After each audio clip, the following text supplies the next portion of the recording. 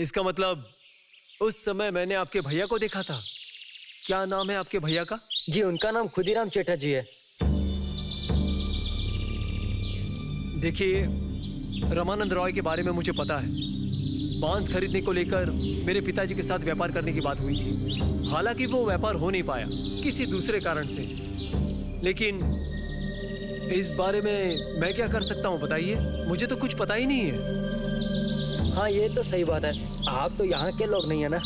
लेकिन हमने सुना है आप बहुत अच्छे इंसान हैं, इसीलिए आशा लेकर आपके पास आए हैं। भैया निर्दोष है, ये बात सिर्फ हम नहीं, ये तो पूरा गांव जानता है। लेकिन कोई कुछ नहीं बोल पा रहा है, क्योंकि अगर जमींदार के विरुद्ध गए तो उन लोगों को भी झूठे मामले में फंसा देंगे। झूठे मामले में? जी, ऐसे ही वो सारे गांव के गरीब लोगों पर अत्याचार करता है। जमींदार रामानंद रॉय भैया को एक झूठे मामले में गवाही देने के लिए कह रहा था, पर भैया सच्चे ब्राह्मण है तो वो राजी नहीं हुए। किसी न किसी तरह भैया को फंसाने के लिए वो तब से मौका ढूंढ रहा था।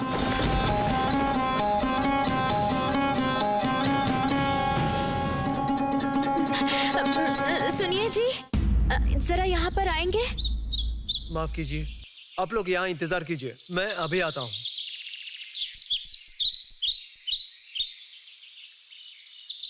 आप अभी कोलकाता में एक पत्र भेजिए। उस सच्चे ब्राह्मण का किसी भी प्रकार से असम्मान ना हो। आप जो कहेंगे वही होगा, आप देर मत कीजिए, सब अच्छा ही होगा। अच्छा बुरा कुछ पता नहीं है। जब रानी ने मुझे आदेश किया है तो इस दास को बात माननी ही पड़ेगी। छी छी छी छी छी छी, आप मेरे दास क्यों बनेंगे भला?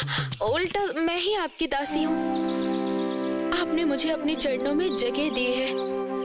आप और देरी मत कीजिए, मैं जाती हूँ, बाकी लोगों को खाना खिलाती हूँ। तुम दासी नहीं हो।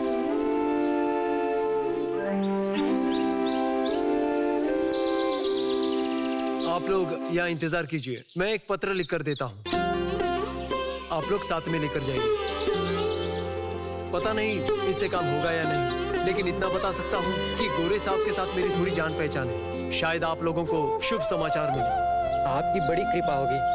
आपकी पत्नी को हमारा प्रणाम दीजिएगा, और इसके अलावा भैया के साथ आप लोगों का कोई ना कोई संयोग जरूर है। नहीं तो ऐसी घटना नहीं होती। और आप भी क्यों ऐसे अनजान ब्राह्मण को एक पत्र लिखने के लिए राजी होते, बताइए तो महाशय। आप लोग शायद ठीक कह रहे हैं। आप लोगों के भैया के साथ शायद मेरा कोई रिश्ता है। सरदार, इनको अंदर लेकर जाओ और बड़ी बहुरानी को बोलो इनके खाने की व्यवस्था करे। देखिए, इस समय शायद मैं आप लोगों की विशेष सेवा की व्यवस्था नहीं कर पाऊंगा। आप लोग थोड़ा बहुत खा लीजिए, तब तक मैं पत्र लिख कर देता हूँ। सरदार। जी छोटे मालिक, आइए आप लोग आइए।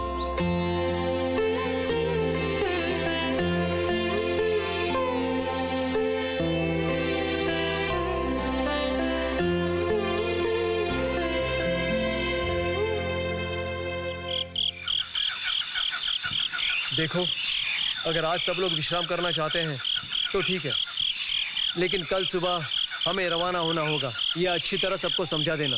जाओ। जी छोटे मालिक। अच्छा ही हुआ है, सब लोग बहुत थके हुए हैं। अगर कल सुबह निकलेंगे तो रास्ता भूलने का डर नहीं रहेगा। हाँ दादी। अच्छा, आप लोग जाकर विश्राम कीजिए, मैं जरा घूम कर आता हूँ। ये क्या बात हुई?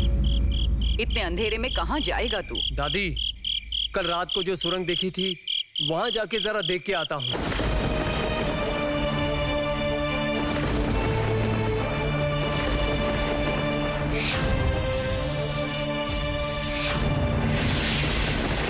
क्योंकि कल सुबह हमें निकलना होगा, तब जा नहीं पाऊंगा। आज रात को जाके देखता हूँ वहाँ क्या है। वहाँ जाने की क्या जरूरत है देवर जी?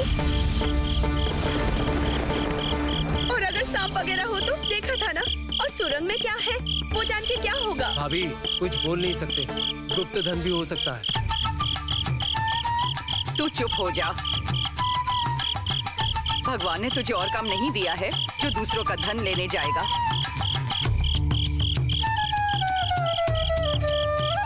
कहीं मत जाना, कल तो तुझे नाग देवता ने रोका था। उन्होंने रोका नहीं था दादी, हमारे अचानक जाने से वो जरा परेशान हो गए थे। उसके बाद रानी ने उनको दूध अर्पण किया। दादी, वो निश्चित ही अभी खुश होंगे और रोकेंगे नहीं। क्यों रानी, सही कहा ना? वहाँ चाहे धन संपत्ति कितना भी क्यों ना हो, वो सब हमारा नहीं है। माँ की संपत्ति माँ को ही अर्पित करनी होगी। मैं तुम लोगों को समझा नहीं पाऊंगी, मैं तो पागल हो जाऊंगी। छोटी बहू, पुरुष लोग ऐसे ही होते हैं, बाहर घूमने वाले। घर में उनका मन नहीं लगता है, बाहर जाना चाहते हैं। लेकिन अगर तेरा पति खतरे की तरफ जाए, तू रोकेगी नहीं?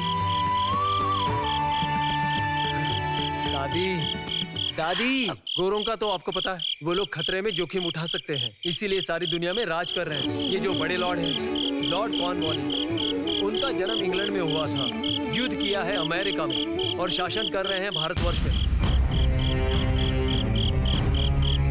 ये सब कुछ संभव हुआ है क्योंकि वो खतरे में जोखिम उठाते हैं। दादी, ये जो सफेद चमड़े वाले लोग कहीं दूर निकल जाते हैं, इसका कारण पता है? नया देश आविष्कार करने की खुशी में। मैं तो अपने जीवन में ऐसा कुछ कर नहीं पाया, इसीलिए उस सुरंग का आविष्कार करूंगा। यहाँ से वापस जाके सबको बता तो पाऊंगा कि मैंने कुछ आविष्कार किया है।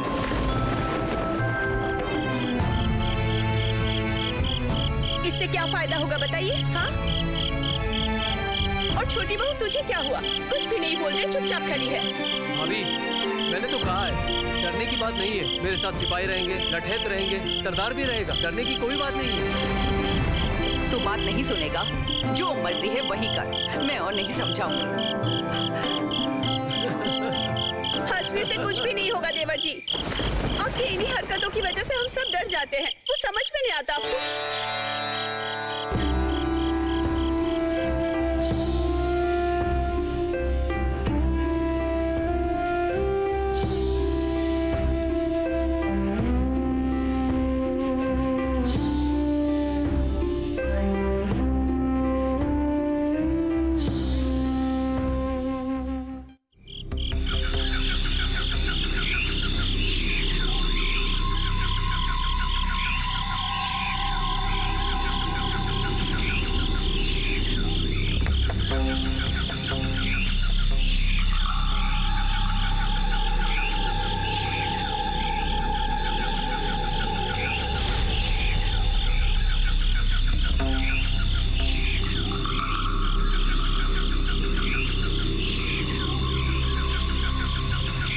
सरदार, क्या हम लोग सही रास्ते पे जा रहे हैं? चारों तरफ इतना अंधेरा है, ठीक से सब कुछ दिखाई नहीं दे रहा।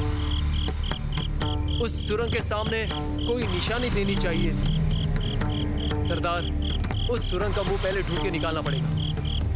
छोटे माली, इस तरफ जरा आगे जाने से सुरंग का मुंह आएगा, ऐसा लगता है। चलो आगे जाके देखते हैं। ए, तुम लोग सब पीछे हटो।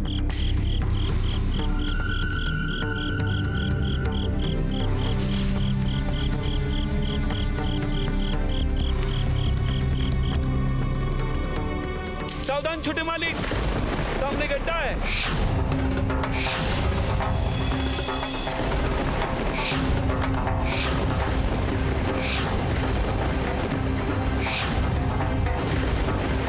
सरदार, देखो तो।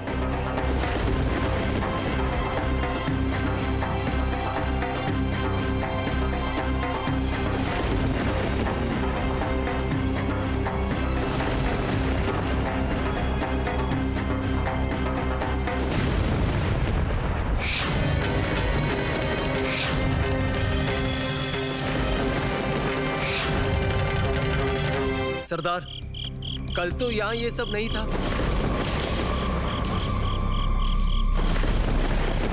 मुझे लगता है हम लोग गलत जगह पर आए हैं। सरदार, तुम अच्छी तरह ढूंढ के देखो। जाओ तुम लोग।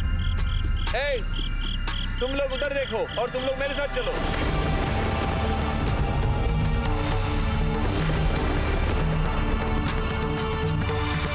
सामने गड्ढा है।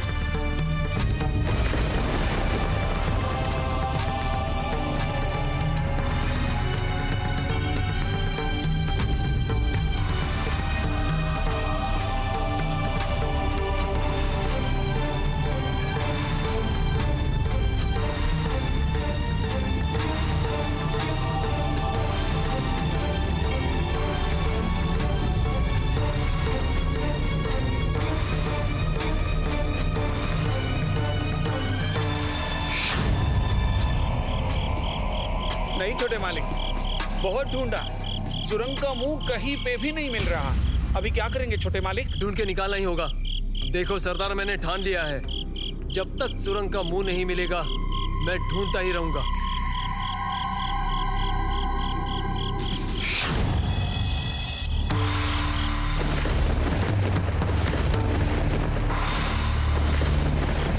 क्या ढूंढ रहे हो बेटा? कल यहाँ मैंने एक सुरंग का मुंह देखा था, लेकिन आज कहीं दिखाई नहीं दे रहा है। नहीं नहीं, वो पथ तुम्हारे लिए नहीं है। वापस जाओ, वापस जाओ। हर पथ हर इंसान के लिए नहीं होता है। मतलब आपकी बात का अर्थ मुझे समझ में नहीं आ रहा है। यहाँ पर पूरे 4 पथ है माँ के पास जाने के लिए। जो पथ भक्त का पथ है, तुम उस पथ से जाओ राजचंद्र। राजचंद्र? आपको मेरा नाम कैसे पता? मैं खुद भी तारापीठ से आ रहा हूँ बेटा। लेकिन आपको मेरा नाम? इतने सवाल मत करो। नलहटी बहुत जागृत शक्तिपीठ है। वो तंत्र साधना का जागृत पीठ है। तुम ऐसे गुप्त साधना का पथ ढूंढ के मत निकलो राजचंद्र।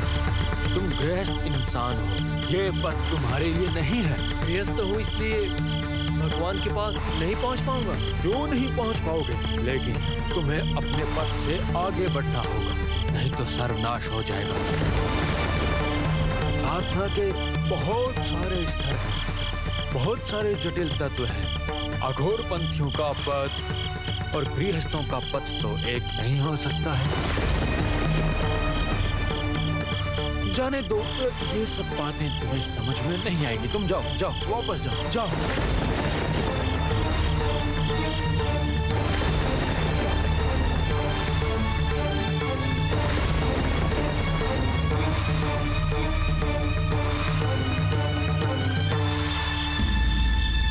लेकिन बाबा,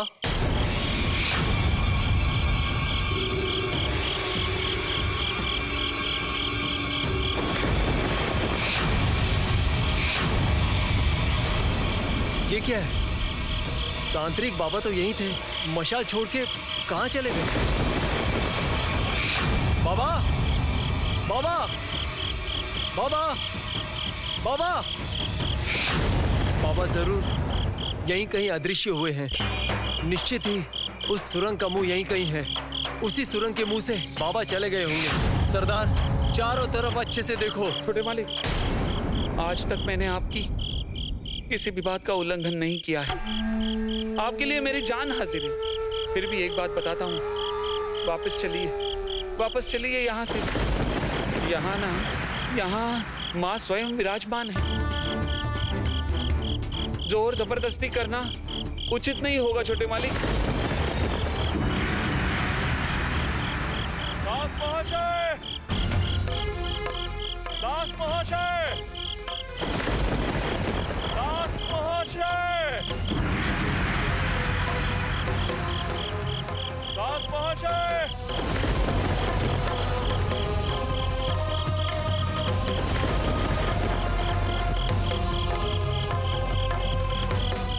दास महाशय।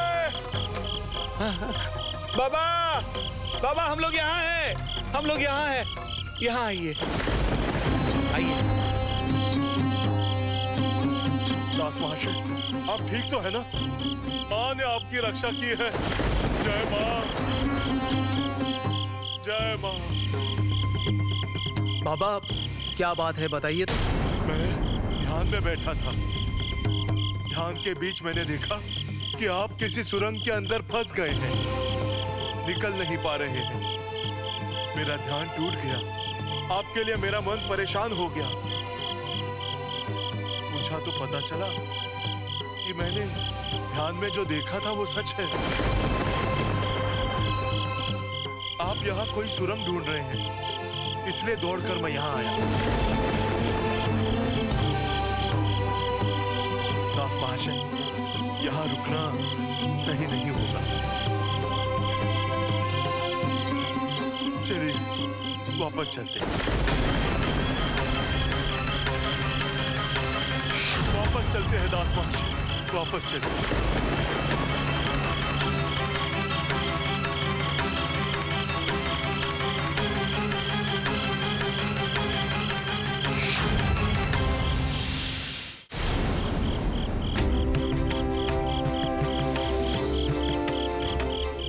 लाल हाथी के रास्ते में ऐसी रहस्यमयी घटना बहुत दिनों से यहाँ घट रही। माँ नलाटेश्वरी बहुत जागृत है। माँ इस शक्तिपीठ में हमेशा विराजमान होती है। कई सारे रूप में वो घूमती रहती है। कितने साधक दूर दूर से यहाँ आकर गुप्त साधना करते हैं। वो लोग इस सुरंग पथ से माँ के दर्शन करने आते जाते हैं। और लुटेरे भी तो ऐसे पथ पर आते हैं और लूट बांट करके चले जाते हैं। लेकिन लुटेरे तो हिंदू है, शिव भक्त, वो लोग भी। यही हमारा दुर्भाग्य है महाशय। थोड़ी और देर हो जाती तो पता नहीं क्या होता। तू सुरंग में जा रहा है ये सुन के साधु बाबा यहाँ भाग कर आए। तू मुसीबत में तो नहीं फंसा ना? अगर साधक बाबा यहाँ नहीं होते तो पता नहीं क्या होता। आप उस तरफ दोबारा नहीं जाएंगे देवर जी, ये मैं कह देती हूँ। चंदर, बहुत रात हो चुकी है। सबको बोलो अपनी तैयारी रखने के लिए। कल सूरज उगते ही हम सब लोग नलाटेश्वरी के दर्शन के लिए यात्रा शुरू करेंगे। फिर यही होगा, हम लोग पहले ही नलाटेश्वरी के दर्शन के उद्देश्य से रवाना होंगे। जय माँ नलाटेश्वरी।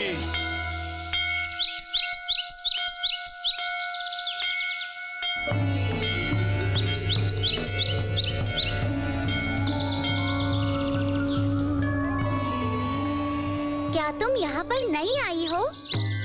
माँ का आशीर्वाद लेने आई हो? अच्छा है, अच्छा है। माँ को पूरी श्रद्धा से प्रणाम करना, ठीक है? तुम कौन हो? यहीं पर रहती हो? हाँ, तो मैं यहीं रहती हूँ। थोड़ा भोग खाने के लिए आई थी, लेकिन कुछ मिला ही नहीं। अरे ये क्या? माँ का भोग नहीं मिला? नहीं तो नहीं मिला।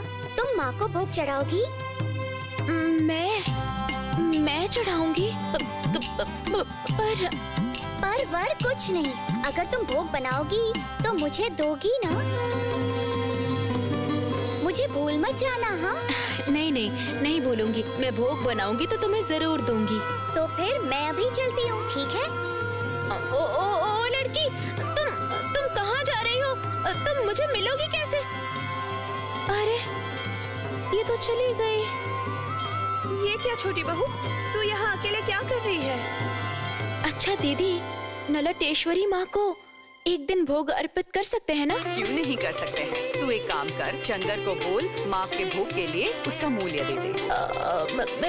मैं कह रही थी कि अगर मैं अपने हाथों से भोग बना के। सुनो इस लड़की की बात, ये अधिकार सिर्फ ब्राह्मण लोगों का है। तू ब्राह्मणों की ना बेटी है ना बहू, ये अधिकार तेरा नहीं है। चल चल चल तंबू की तरफ। दादी माँ, मुझे एक लड़की ने आके कहा कि मैं भोग बनाऊं और उसे दे दूं। जैसे कि देवी माँ ने उसके मुंह से ये बात कही।